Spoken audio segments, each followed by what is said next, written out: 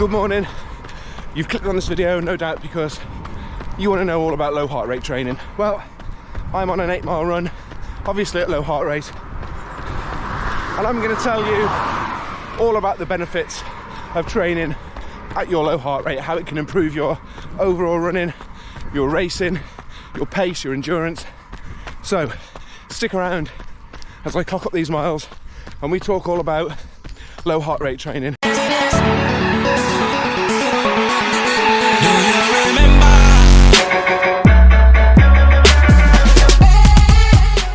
And make sure you stick around to the end because I'm going to share some really interesting results on how I've progressed in my low heart rate training, and you can see how my endurance and my pace has improved.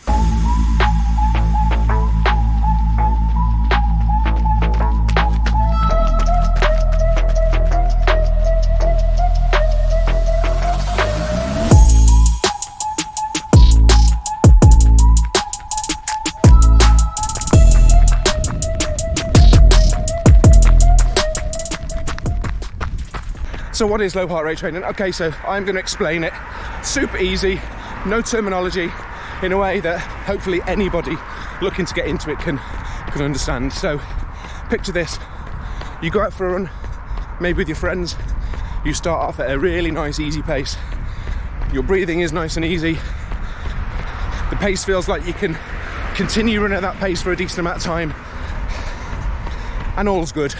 That's generally called easy pace running. And what's happening is your body is taking in oxygen and using that in conjunction with the food that you've eaten, your sugar stores, to convert that into energy to power your body to run. And we could describe that as your aerobic fitness. How fit your aerobic system is to power your body along at a set pace for a length of time.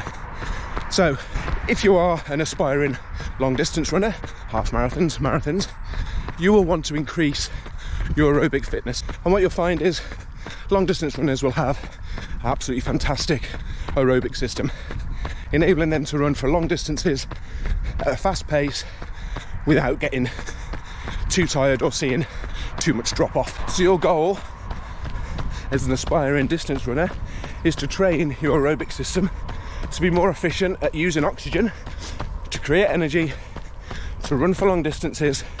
And as you train, those distances will become easier, or you can run faster.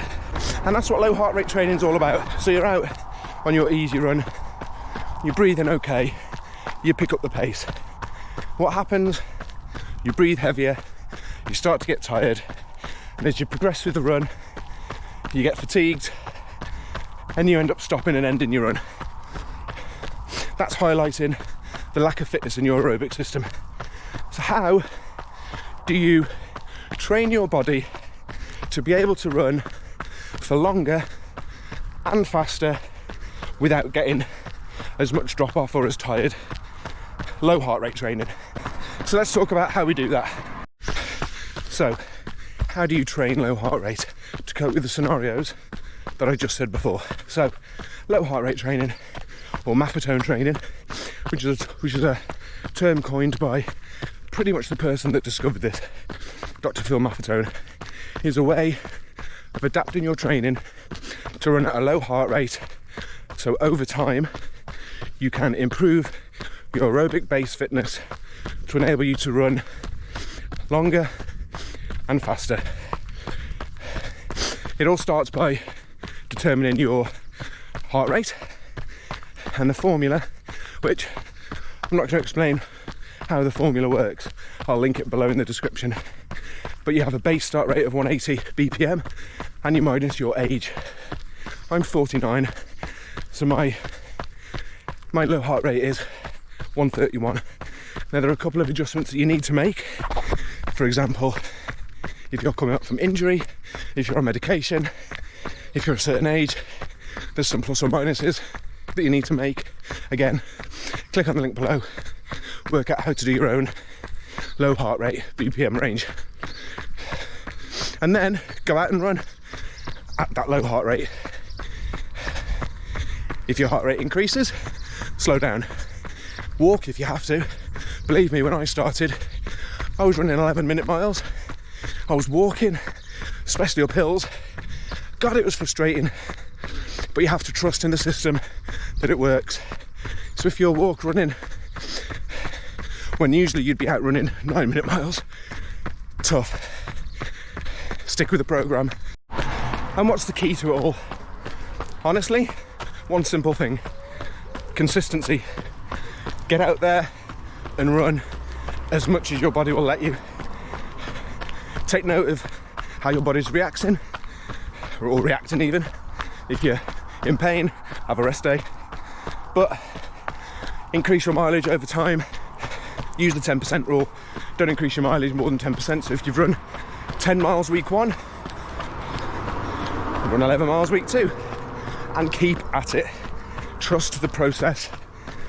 Stick to that low heart rate, and over time your body will get more efficient at burning oxygen, creating fuel to power you running for longer distances at your low heart rate, and eventually your low heart rate pace will get faster and faster. How do I know that? I'm proof. I started low heart rate training in April. Yeah, granted, I've been running for 7 years, but I started low heart rate training in April. I'm 3.5 months in. I'm on an 8-mile low heart rate run, which I'll probably do in around 9-15-minute miles, which when you compare to week 1 of low heart rate training, I was 11-minute miling. Crazy. It works.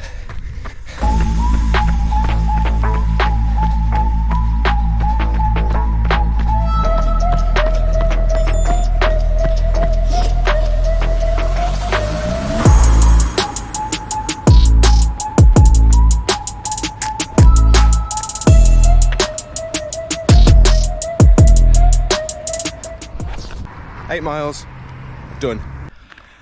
Okay, so I'm on my cool down walk home, and I just wanted to stop to cover off tracking results and benchmarking your low heart rate training. Now, your improvement is no different to any other sort of training program. The more commitment you put in, the more effort you put in, and how consistent you are will be largely dependent on how much improvement that you see. And low heart rate training is, honestly, it is literally no different. You need to be putting in the commitment, and you need to put in the hard work to see any form of progression. However, noisy car. However, there is a way that you benchmark your low heart rate runs so you can track your progression, and that is through something called a MAF test. Now, a MAF test is a periodical run that you do at certain times throughout your training. You can do it every 4 weeks, 5 weeks, 2 months, 6 months, however often you want. I do mine every 4 weeks, and it is a 5-mile run on a flat course ran at your low heart rate. So that might be a track, it might be a loop around your local estate. I do mine around a 1.5 mile loop around a local training estate. I do my MAF test on a Sunday morning, 6 o'clock in the morning. It's super quiet. I can get my head down, get my run done. I don't have any breakfast, so I'm in the same state every single time I do my MAF test to get really true results. So the idea is you go out and you do the 5 miles at your low heart rate. Be honest with yourself. If your low heart rate is 135, don't go above 135. Mine's 131 BPM. I go out, I do my 5 miles, 131 BPM or under, and then I record my results. So I have my results in a spreadsheet. I have 3 columns for every mile that I run. So it starts off with the date, I have the mile I'm in, I have my heart rate, and I have my pace. And I track that data for all 5 miles, and at the end I have my overall time, my overall pace, and my overall heart rate for the run. And over time you'll build up that spreadsheet, and you'll be able to see if you are getting fitter, faster, and you'll tell that by your pace will increase and the time to do your 5 miles will come down. Now, as I said at the start of this video, I'm going to pop up my results. I've done 2 MAF tests. I'm 3 months into my training, so I'm due to do another MAF test. So these are my results. I'm going to pop up on screen. Okay, so as you can see from my results, my first MAF test, which I did week 2 of low heart rate training.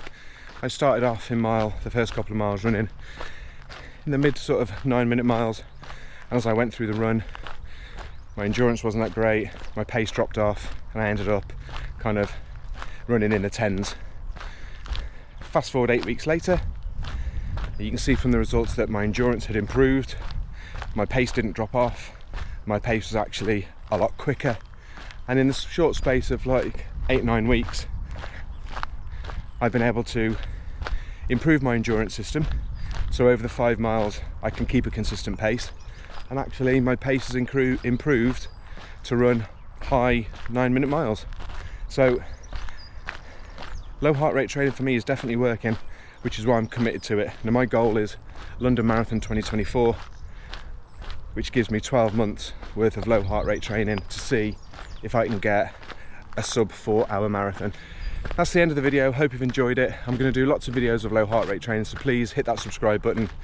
If you want to know more, tap that bell icon so you can be notified of all my latest videos, and please give the video a thumbs up because it definitely helps me with the YouTube algorithm, because hell, setting up a new channel is bloody difficult. So thanks for watching, and we'll see you on the next one.